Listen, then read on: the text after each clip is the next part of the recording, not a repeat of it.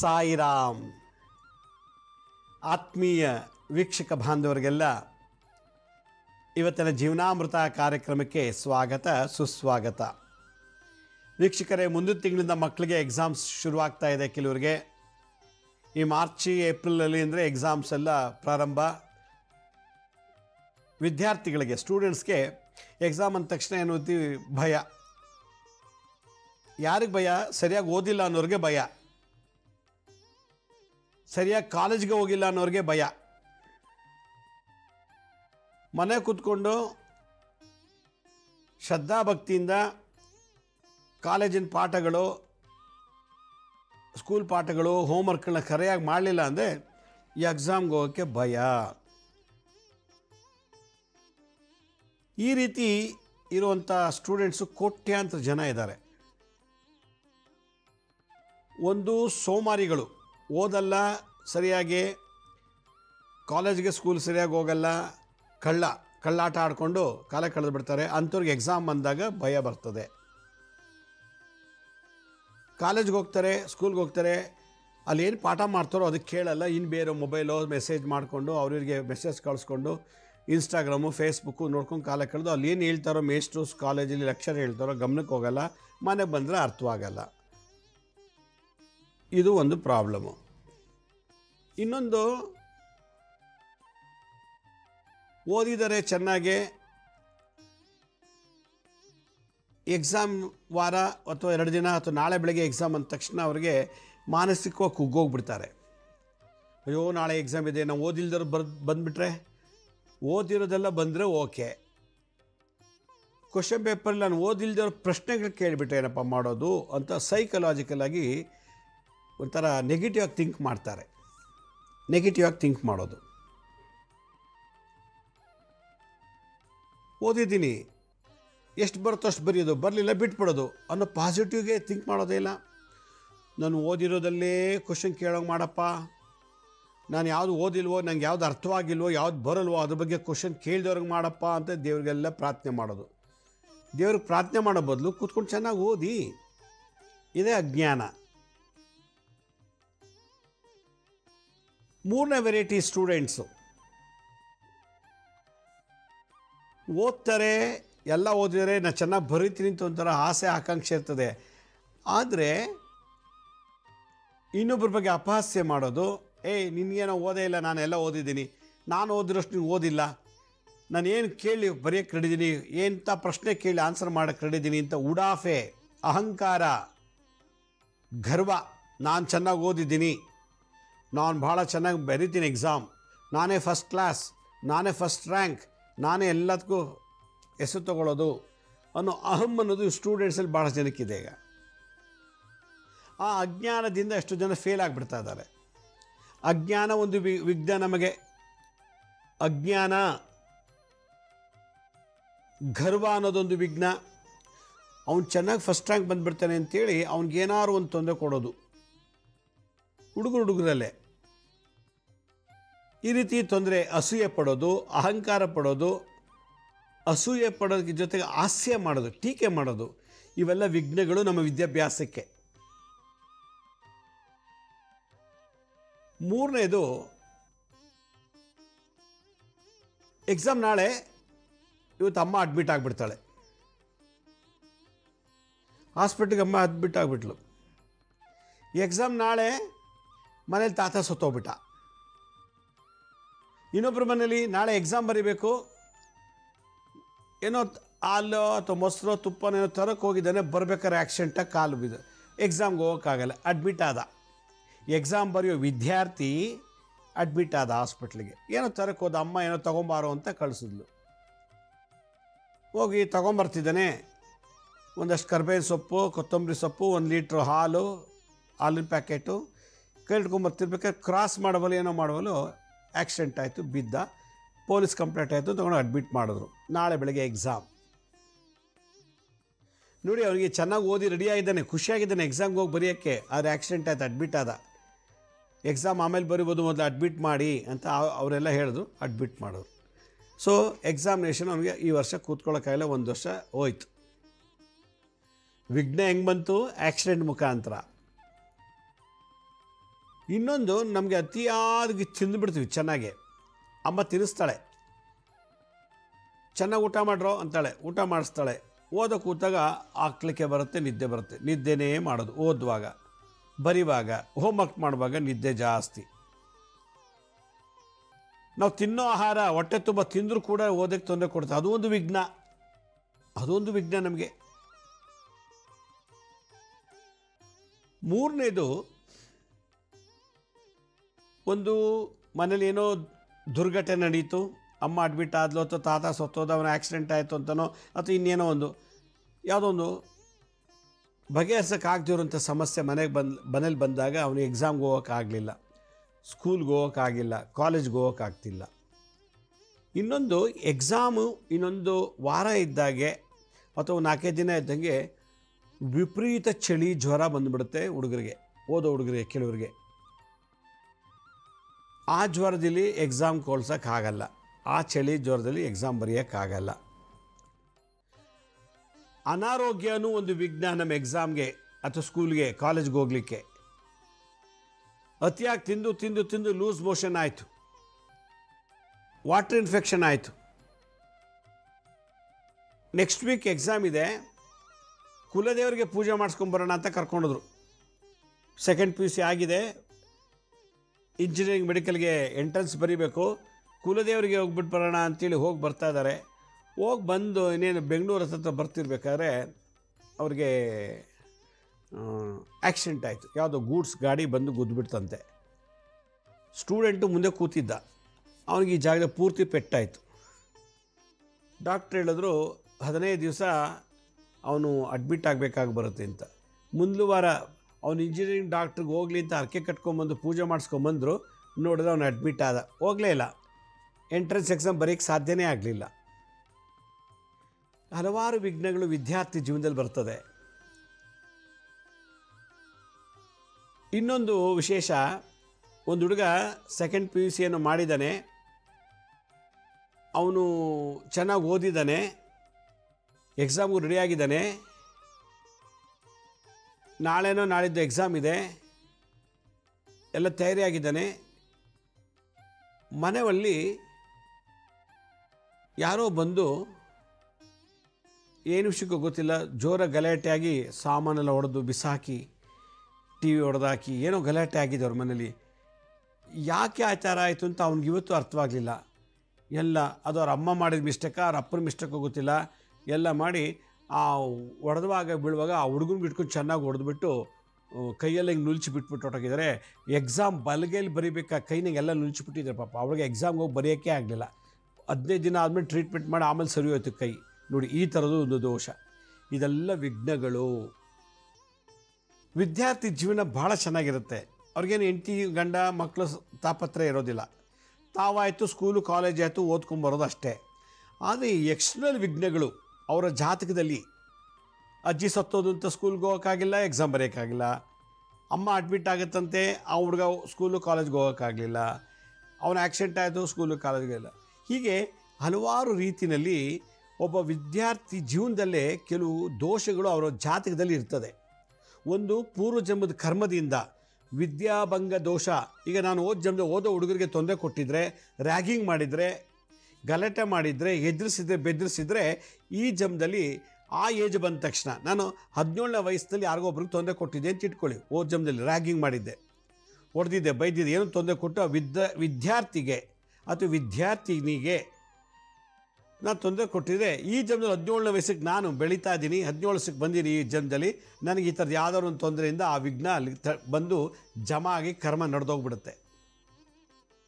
ಇದು ಒಂದು. ಎರಡನೇದು, ಕೆಲವು ದೋಷಗಳಿದೆ, ಅಡಿಷನಲ್ ಅಂತ, ಎಕ್ಸ್ಟರ್ನಲ್ ಅಂತ.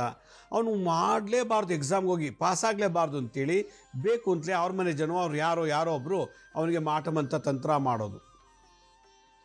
ಎಕ್ಸಾಮು ಮಾರ್ಚಿಗಿದೆ ಅಂದ ತಕ್ಷಣ ಏಪ್ರಿಲ್ ತಿಂಗಳಲ್ಲೇ ಅವ್ನಿಗೆ ಊಟದಲ್ಲಿ ಮದ್ದ ಕೊಟ್ಬಿಡೋದು. ಯಾರೋ ಒಬ್ಬರು ಹೋಗ್ಬಾರ್ದು, ಅವನು ವಿದ್ಯೆ ಓದಬಾರ್ದು, ಪಾಸಾಗಬಾರ್ದು. ಅವ್ನಿಗೆ ಗೊತ್ತೇ ಇಲ್ಲ. 15 ದಿನ ಆದಮೇಲೆ ಗೊತ್ತೇ ಆಯಿತು ಅವನಿಗೆ. ಒಂಥರ ಬೀಳೋದು, ಕಣ್ಮಂಚಾಗೋದು, ವಾಕರಿಕೆ ಬರೋದು, ಊಟ ಸೇರ್ತಿಲ್ಲ, ಯಾವ್ದಾದ್ರು ಒಗ್ಗರಣೆ ಹಾಕಿದ್ರೆ ಅವ್ರಿಗೆ ಒಂಥರ ಆಗ್ತಿತ್ತು. ಒಳ್ಳೆ ಚೆನ್ನಾಗಿ ರಸಮ್ ಮಾಡಿದ್ರೆ ಆ ಸ್ಮೆಲ್ಗೆ ಊಟ ಮಾಡೋಕ್ಕಾಗಲ್ಲ. ಒಳ್ಳೆ ಚಪಾತಿ ಪಲ್ಯ ಇಟ್ಟರೆ ಆ ಸ್ಮೆಲ್ಗೆ ಊಟ ಮಾಡೋಕ್ಕಾಗಲ್ಲ. ಆ ಊಟದ ಸ್ಮೆಲ್ಗೆ ಊಟ ಮಾಡೋಕ್ಕಾಗ್ತಿರ್ಲಿಲ್ಲ. ಬಿಸಿ ಬಿಸಿ ದೋಸೆ ಹಾಕ್ಕೊಟ್ರೆ ತಿಂತಿರಲಿಲ್ಲ. ಆ ದೋಸೆ ಸ್ಮೆಲ್ಗೆ ಊಟ ಮಾಡೋಕ್ಕಾಗ್ತಿರ್ಲಿಲ್ಲ, ತಿನ್ನೋಕ್ಕಾಗ್ತಿರಲಿಲ್ಲ. ಯಾರೋ ಅವ್ರ ಮನೇಲಿ ಸ್ವಂತ ಅವ್ರಿಗೆ ದ್ವೇಷಿಗಳು ಅವನಿಗೆ ಊಟದಲ್ಲಿ ಹಾಕಿ ಕೊಟ್ಬಿಟ್ಟಿದ್ದಾರೆ. ಆಮೇಲೆ ಏನಾಯಿತು, 15-20 ದಿವಸ ಊಟ ಬಿಟ್ಟ, ಸುಸ್ತು ಸಂಕಟ ಶುರುವಾಗಿತ್ತು. ತೊಗೊಂಡಾಗ ಅಡ್ಮಿಟ್ ಮಾಡಿದ್ರು. ಮಾಡಿದ್ಮೇಲೆ ಅವರು ಹೇಳಿದ್ರು 3 ಡೇ 1 ವೀಕ್ ಅಬ್ಸರ್ವೇಷನ್ ಇಡಬೇಕು, ಲಂಗ್ಸ್ ಪ್ರಾಬ್ಲಮ್ ಇದೆ, ಸ್ಟಮಕಲ್ ಪ್ರಾಬ್ಲಮ್ ಇದೆ, ಕಿಡ್ನಿಲ್ ಪ್ರಾಬ್ಲಮ್ ಇದೆ ಅಂತ. ಆಮೇಲೆ ಎಲ್ಲ ನೋಡಿ ಎಲ್ಲ ಟ್ರೀಟ್ಮೆಂಟ್ ಮಾಡಿ ಎಲ್ಲ ಆದರೂ ಕೂಡ ಎಕ್ಸಾಮ್ ಆದಮೇಲೆ ಅವನಿಗೆ ಡಿಸ್ಚಾರ್ಜ್ ಆಯಿತು. ಆದರೆ ಅವನು ಇನ್ನೂ ಆಮೇಲೆ ನೋಡಿದಾಗ ಅವನಿಗೆ ಬ್ಲ್ಯಾಕ್ ಮದ್ದು ಹಾಕಿರೋದು ಅಂತ ಗೊತ್ತಾಯಿತು. ಮದ್ದು ಹಾಕಿದ್ರೆ ಅಂತ ಹೇಳಿದ್ಮೇಲೆ ಆಗ ಮದ್ದು ತೆಗೆಸಿದ್ಮೇಲೆ ಸರಿ ಹೋಗ್ಬಿಟ್ಟ. ಹಾಸ್ಪಿಟಲ್ ಏನು ಮಾಡೋಕ್ಕಾಗಲಿಲ್ಲ. ಇನ್ನೊಂದು ಅವನು ಓದಲಿಕ್ಕೆ ಹೋಗಬಾರ್ದು ಅಂತ ಎಕ್ಸಾಮ್ 1 ವಾರ ಅಂತ ಮಲಗಿರ್ತಾನೆ. ಓದಿ ಚೆನ್ನಾಗಿ ದಿನ ಬೆಳಗ್ಗೆ ಸಂಜೆ ಓದ್ತಿರ್ತಾನೆ. ಮಲಗಿದ್ದಾಗ ಯಾರೋ ಬಂದು ಮೈ ಮೇಲೆ ಬಿದ್ದಂಗೆ ಆಗೋದು, ಹೊಡೆದಂಗೆ ಆಗೋದು, ಮೈ ಮೇಲೆ ಬಿದ್ದು ತಪ್ಕೊಂಡಂಗೆ ಆಗೋದು, ಪರ್ಚಿದಂಗೆ ಆಗೋದು. ಬೆಳಗ್ಗೆ ನೋಡಿದ್ರೆಲ್ಲ ಪರ್ಚಿದಂಗೆ ಆಗಿರ್ತದೆ. ಆಮೇಲೆ ಕನ್ಫ್ಯೂಷನ್ ಅವನಿಗೆ, ಏನು ಓದಿದ್ದಾನೆ ಏನು ಯಾವುದು ಕೊಂದಿಲ್ಲ. ಕನ್ಫ್ಯೂಷನ್ ಅಂದರೆ ಕನ್ಫ್ಯೂಷನು. ಬಾಟ್ನಿದು ಜಿಯಾಲಜಿಗೆ ಹೇಳ್ತಾನೆ, ಜಿಯಾಲಜಿದು ಬಾಟ್ನಿಗೆ ಹೇಳ್ತಾನೆ. ಈ ಥರ ದ್ವಂದ್ವ ಮಾಡ್ತಾರೆ. ವಿದ್ಯಾಭಂಗ ಪ್ರಯೋಗ, ಮಾಟಮಂತ್ರ ಪ್ರಯೋಗ ಮಾಡೋದು. ಹೀಗೆ ಹಲವಾರು ದೋಷಗಳು ವಿದ್ಯಾರ್ಥಿ ಜೀವನದಲ್ಲಿ ನಾವು ನೋಡ್ತೀವಿ. ಇಲ್ಲಿಗೆ ಗುರು ಮತ್ತು ಬುಧ, ಚಂದ್ರ, ರಾಹು 4 ಗ್ರಹಕ್ಕೆ ದೋಷ ಇದ್ದರೆ ಈ ರೀತಿ ಆಗುತ್ತೆ. ಶನಿ ಏನು ಮಾಡ್ತಾನೆ, ಅಂಗಹೀನತೆ ನ್ಯೂನ್ಯತೆನ ಮಾಡ್ತಾನೆ. ಕೈಕಾಲು ಕಳ್ಕೊಳ್ಳೋಂಗೆ ಮಾಡೋದು, ಡ್ಯಾಮೇಜ್ ಮಾಡೋದು, ಆ್ಯಕ್ಸಿಡೆಂಟ್ ಮಾಡೋದು ಎಕ್ಸಾಮ್ ಟೈಮಿನಲ್ಲಿ. ಇದು ಜನ್ಮದ ಕರ್ಮದಿಂದಲಿ. ನಾವು ಓದೋ ಹುಡುಗ ಚೆನ್ನಾಗಿ ಹೊಡೆದಿದ್ರೆ, ಚೆನ್ನಾಗಿ ಹಿಂಸೆ ಕೊಟ್ಟಿದ್ರೆ, ಬೈದಿದ್ರೆ ಈ ಜನ್ಮದಲ್ಲಿ ಈ ಥರ ದೋಷಗಳು ಕಾಣುತ್ತೆ.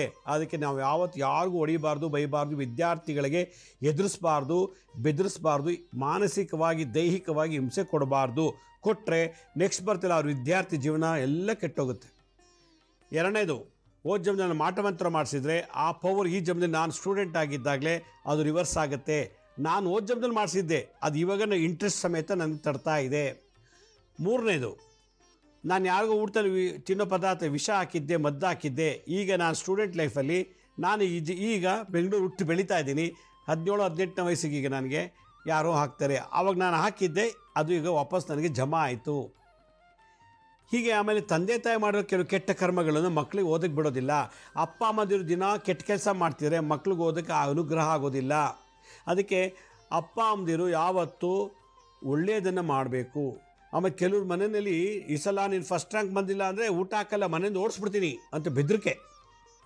ಈ ಸಲ ನೀನು ಎಲ್ಲರ ಥರ ಫಸ್ಟ್ ರ್ಯಾಂಕ್ ಬರಲಿಲ್ಲ ಅಂದರೆ ನೀನು ನನ್ನ ಮಗನೇ ಇಲ್ಲ, ನಿನ್ಗೆ ಎಕ್ಸಾಮೇ ಆಗಿಲ್ಲ, ಇನ್ನೂ ರಿಸಲ್ಟೇ ಬಂದಿಲ್ಲ, ಆಗಲೇ ಬೆದರಿಕೆಗಳು. ಆ ಬೆದರಿಕೆಗೆ ಅಯ್ಯೋ ನಾನು ಪಾಸ್ ಆಗಲಿಲ್ಲ ಅಂದರೆ ಅಪ್ಪ ಹೊಡೆದು ಬಿಡ್ತಾನೆ, ಊಟಕ್ಕೆ ಕೊಡಲ್ಲ, ಮನೆಗೆ ಸೇರಿಸಲ್ಲ ಅಂಥೇಳಿ ಈ ಬೆದರಿಕೆಯಲ್ಲಿ ರಿಸಲ್ಟ್ ಬಂತು, ಫೇಲ್ ಆಗ್ಬಿಟ್ಟ, ಮನೆಗೆ ಬಂದಿಲ್ಲ, ಅವನಲ್ಲೇ ಹಾಕೊಂಡು ಸುತ್ತೋಗ್ಬಿಡ್ತಾನೆ, ಅವನಲ್ಲೇ ನೀರಿಗೆ ಬಿದ್ದು ಸತ್ತೋಗ್ಬಿಡ್ತಾನೆ.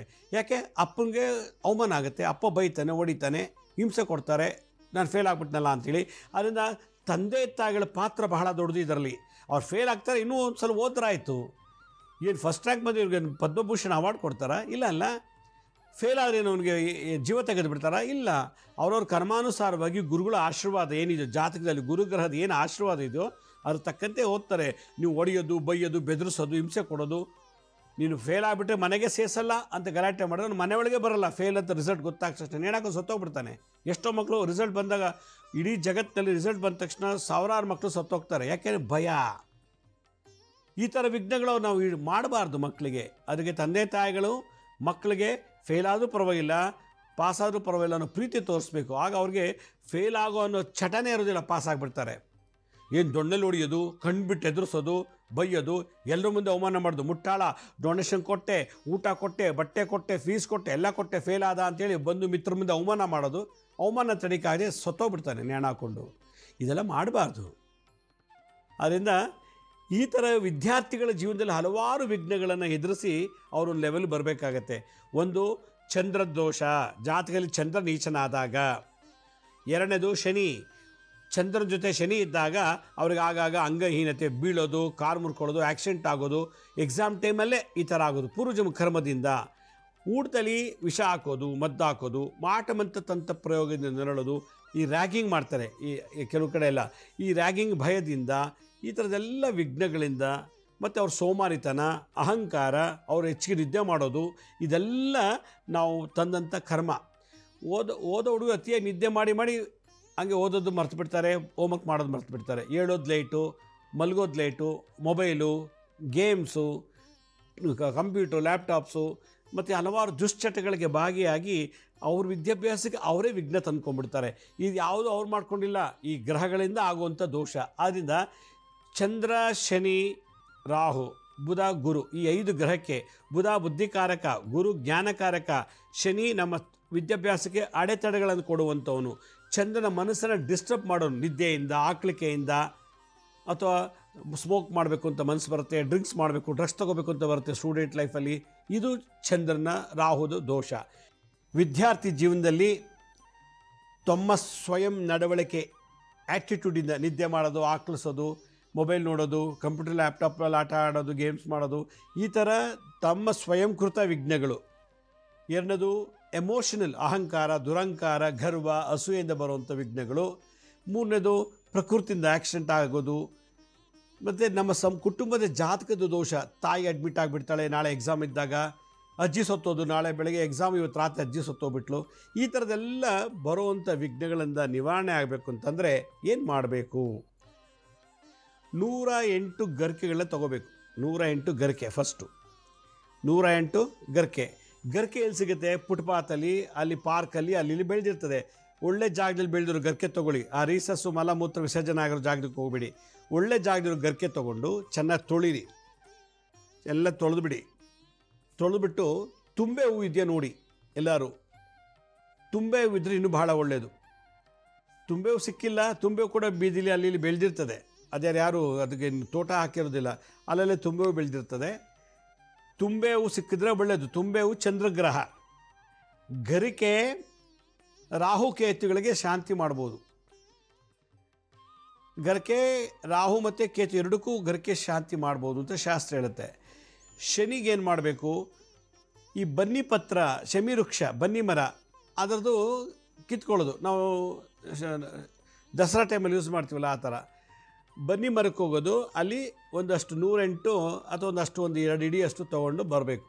ಗರಿಕೆ, ಶಮಿ ಪತ್ರ, ಶಮಿ ಅಂದರೆ ಬನ್ನಿ ಮರದ ಪತ್ರ, ತುಂಬೆ ಹೂವು ಸಿಕ್ಕಿರೋ ಒಳ್ಳೆಯದು, ಇಲ್ಲ ಪರವಾಗಿಲ್ಲ. ಬನ್ನಿ ಸಿಕ್ಕಿದೆ, ದೇವಸ್ಥಾನದಲ್ಲೆಲ್ಲ ಮರ ಇರ್ತದೆ, ಬನ್ನಿ ಮರ ರಸ್ತೆಯಲ್ಲಿ ಅಲ್ಲಿ ಬೆಳೆದಿರ್ತದೆ. ಗರಿಕೆ ಅಂತೂ ಫುಟ್ಪಾತಲ್ಲಿ ಇರ್ತದೆ. ಎಲ್ಲ ತೊಗೊಂಡು ಸ್ವಲ್ಪ ಅರ್ಶಿನ, ಕುಂಕುಮ, ಗಂಧ, ಅಕ್ಷತೆ ಎಲ್ಲ ಇಟ್ಕೊಳ್ಳಿ. ಹೋಗ್ಬಿಟ್ಟು ಬಿಳಿ ಎಕ್ಕದ ಗಿಡಕ್ಕೆ, ಈ ಥರ ದೋಷ ಇರೋರು ಎಕ್ಸಾಮ್ ಟೈಮ್ನಲ್ಲಿ ಬರುತ್ತೋ ಬರೋದಿಲ್ಲೋ ಗೊತ್ತಿಲ್ಲ, ಬರಬಾರ್ದು ಅನ್ನೋದಕ್ಕೆ ಇದೊಂದು ಪೂಜೆ ಮಾಡಿ. ಈಗಾಗಲೇ ರೋಗ ಬಂದು ಆಕ್ಸಿಡೆಂಟಾಗಿ ಏನು ನರಡ್ತಾ ಇತ್ತು, ಅತಿಯಾದ ನಿದ್ದೆ, ಅತಿಯಾದ ಆಕಳಿಕೆ, ಮನಸ್ಸೇ ಇಲ್ಲ ಓದೋಕ್ಕೆ, ನೆನಪಿನ ಶಕ್ತಿ ಕಮ್ಮಿ, ಮೆಮೊರಿ ಪವರ್ ಕಮ್ಮಿ, ಕಾನ್ಸಂಟ್ರೇಷನ್ ಇಲ್ಲ ಓದಲಿಕ್ಕೆ ಅಂತ ದೋಷಗಳೇನೋ ಇತ್ತು ಅಂದರೆ, ಇದಕ್ಕೇನೋ ಬಿಳಿ ಎಕ್ಕದ ಗಿಡ ಬುಡಕ್ಕೆ ಪೂಜೆ ಮಾಡಿ. ಬುಡಕ್ಕೆ ಮಾಡೋಕ್ಕೆ ಅವಕಾಶ ಸಿಕ್ಕಿರೋ ತುಂಬ ಬೆಳೆದು ಬಿಟ್ಟಿದೆ ಅಂದರೆ ಗಿಡಕ್ಕೆ ಮೇಲ್ಗಡೆನೇ ಪೂಜೆ ಮಾಡಿಬಿಟ್ಟು ತುಂಬೆ ಹೂವು, ಗರಿಕೆ, ಶಮಿಪತ್ರ 3 ಇಟ್ಕೊಳ್ಳಿ. 108 ಇಟ್ಕೊಳ್ಳಿ. ನಾನು ಹೇಳೋ ಮಂತ್ರ ಹೇಳ್ಕೊಂಡು 108 ಸುತ್ತು ಪ್ರದಕ್ಷಿಣೆ ಮಾಡಬೇಕು. ಒಂದೊಂದು ಸುತ್ತಕ್ಕೂ ಗರಿಕೆ, ತುಂಬೆ ಹೂವು, ಶಮಿಪತ್ರವನ್ನು ಇದು ಬಿಳಿ ಎಕ್ಕದ ಗಿಡಕ್ಕೆ ಹಾಕಬೇಕು. ಶನಿ, ಚಂದ್ರ, ರಾಹು, ಕೇತು.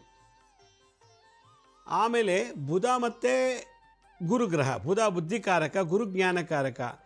ಏನು ಮಾಡಬೇಕು?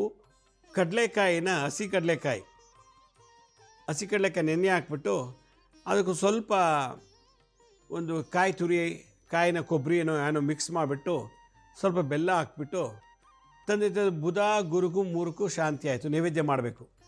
ನೈವೇದ್ಯ ಮಾಡಿಬಿಡಿ. ಇದು ಕಡಲೆಕಾಯಿ ಬೀಜ, ಶೇಂಗಾ ನೆನೆ ಹಾಕಿ ಅದಕ್ಕೆ ಸ್ವಲ್ಪ ಕೊಬ್ಬರಿ ತುರಿ ಹಾಕಿ ಸ್ವಲ್ಪ ಬೆಲ್ಲ ಮಿಕ್ಸ್ ಮಾಡಿ ಬುಡಕ್ಕೆ ಬಿಳಿ ಅಕ್ಕಿ ನೈವೇದ್ಯ ಮಾಡಿ. ನೈವೇದ್ಯ ಮಾಡಿದ್ಮೇಲೆ ತುಂಬೆ ಹೂವು, ಶಮಿಪತ್ರ, ಗರಿಕೆ 3 ಇದು ತಂತ್ರ ತಗೊಳ್ಳಿ. ಓಂ ಗಾಂ ಗೀಂ ಗೂಂ ಗೈಂ ಗೌಂ ಗಹ ಜ್ಞಾನ ವಿನಾಯಕಾಯ ನಮಃ 1 ರೌಂಡ್ ಹಾಕೋದು. ಪುನಃ ತುಂಬೆ ಹೂವು, ಗರಿಕೆ, ಶಮಿಪತ್ರ ತಗೊಳ್ಳಿ. ಓಂ ಗಾಂ ಗೀಂ ಗೂಂ ಗೈಂ ಗೌಂ ಗಹ ಜ್ಞಾನ ವಿನಾಯಕಾಯ ನಮಃ. ಆ ಥರ ಹಾಗೆ 108 ಸಲ ಸುತ್ತು ಮಾಡಬೇಕು, ಪ್ರದಕ್ಷಿಣೆ ಮಾಡಬೇಕು. 108 ಸಲ ಗರಿಕೆ, ತುಂಬು, ಶಮಿಪತ್ರ ಹಾಕಬೇಕು. ಶಮಿಪತ್ರ ಹಾಕಿ 108 ಸುತ್ತು ಪ್ರದಕ್ಷಿಣೆ. ಇದು ಒಂದು ವಿಶೇಷ. ಪ್ರದಕ್ಷಿಣೆ ಬರೀ ಸುಮ್ಮನೆ ಮಾಡ್ತಿಲ್ಲ, ಮಂತ್ರ ಹೇಳ್ಕೊಂಡು ಅದರಲ್ಲಿ ಶಮಿಪತ್ರ ಶನಿ, ತುಂಬೆ ಹೂ, ಚಂದ್ರಗ್ರಹ, ಗರ್ಕೆ, ರಾಹು ಕೇತುಗೂ ಶಾಂತಿ ಆಗುವಂಥದ್ದು ತೊಗೊಂಡು 3ಕ್ಕೂ ಕೈಯಲ್ಲಿ ಇಟ್ಕೊಂಡು ಒಂದೊಂದು ಸುತ್ತಕ್ಕೂ ತಟ್ಟೆಯಲ್ಲಿ ಇಟ್ಕೊಳ್ಳಿ, ಪ್ರದಕ್ಷಿಣೆ ಮಾಡಿ ಹಾಕಿ. ಓಂ ಗಾಂ ಗೀಂ ಗೂಂ ಗೈಂ ಗೌಂ ಗಹ ಜ್ಞಾನ ವಿನಾಯಕಾಯ ನಮಃ. ಜ್ಞಾನ ವಿನಾಯಕ ಅಂತೇಳಿದು ಇದು ಒಂದು ವಿಶೇಷ. ಇದರಲ್ಲಿ ಎಲ್ಲಿ ಬರುತ್ತೆ ಈ ಮಂತ್ರ? ಗಣಪತಿ ತಂತ್ರ ಸಾಧನೆ ಮಂತ್ರ ಬರುತ್ತೆ. ಇದೆಲ್ಲ ಅಥರ್ವಣ ವೇದ ಮಂತ್ರಗಳು. ಓಂ ಗಾಂ ಗೀಂ ಗೂಂ ಗೈಂ ಗೌಂ ಗಹ ಜ್ಞಾನ ವಿನಾಯಕಾಯ ನಮಃ ಅಂತ. ಇದು 21 ದಿವಸ ಎಕ್ಸಾಮಿನೇಷನ್. ಇಂದು 21 ದಿವಸ ಎಕ್ಸಾಮಿನೇಷನು, ಒಂದು 48 ದಿವಸ ಮುಂಚೆ ಎಕ್ಸಾಮಿನೇಷನು, 54 ದಿನ ಮುಂಚೆ, ಒಂದು 108 ದಿನದ ಮುಂಚೆ ಮಾಡಿದ್ರೆ ಎಕ್ಸಾಮ್ಗೆ ಜ್ವರ ಬಂದು ಹೋಗೋಕ್ಕಾಗಲ್ಲ, ಅಪಶಕುನ, ಅವ್ರು ಸತ್ರು ಇವ್ರು ಸತ್ರು, ಆಕ್ಸಿಡೆಂಟ್ ಆಯಿತು, ಏನೇ ವಿಘ್ನಗಳಿದ್ರು ಕೂಡ ಎಲ್ಲ ಬದಿಗಿಟ್ಟು ನಿಮ್ಮ ಚೆನ್ನಾಗಿ ಎಕ್ಸಾಮ್ನಾಗ ಹೋಗಿ ಅಟೆಂಡ್ ಮಾಡಿ ಪಾಸ್ ಮಾಡಿಸಿ ರ್ಯಾಂಕು ಫಸ್ಟ್ ಕ್ಲಾಸು ನಿಮ್ಮ ಗ್ರಹಕ್ಕೆ ತಕ್ಕಂತೆ ರಿಸಲ್ಟು ಆ ಗ್ರಹಗಳು ಕೊಡುತ್ತೆ. ಅದರಿಂದ ಚಂದ್ರ, ರಾಹು, ಶನಿ, ಕೇತು, ಬುಧ ಗುರುಗೆ ಕೊಬ್ಬರಿಕಾಯಿ ತುರಿದು ಹಾಕಬೇಕು. ನೆನೆಸಿರೋ ಶೇಂಗಾ, ಕಡಲೆ ಬೀಜ ಅದು ಗುರುಗ್ರಹ. ಇದಿಷ್ಟು ನೈವೇದ್ಯ ಮಾಡಿ ಅದನ್ನು ತೊಗೊಂಬಂದು ನೈವೇದ್ಯ ಆದಮೇಲೆ ನೀವು ತಿಂದು ಮನೆಯವ್ರಿಗೆಲ್ಲ ಕೊಟ್ಟು ಪ್ರಸಾದ ಕೊಟ್ಟು ಒಂದು 5-6 ಗರ್ಕೆ ಎತ್ಕೊಳ್ಳೋದು, ಜೋಬಲ್ಲೋ ಅಥವಾ ಪರ್ಸಲ್ಲೋ ಇಟ್ಕೊಂಡು ಹೋಗಿ ಎಕ್ಸಾಮ್ ಬರೆಯೋದು. ಈ ಥರ ಮಾಡ್ತಾ ಬಂದರೆ ಆ ಗರ್ಕೆ ಒಂದು ಯಂತ್ರ ಥರ ನಿಮ್ಗೆ ವರ್ಕ್ ಆಗುತ್ತೆ. ಇಷ್ಟು ವಿಶೇಷ ಹಿಂದಿನ ಕಾಲ ಗುರುಕುಲದಲ್ಲಿ ಇದು ಗುರುಗಳು ಹೇಳ್ಕೊಡ್ತಾಯಿದ್ರು.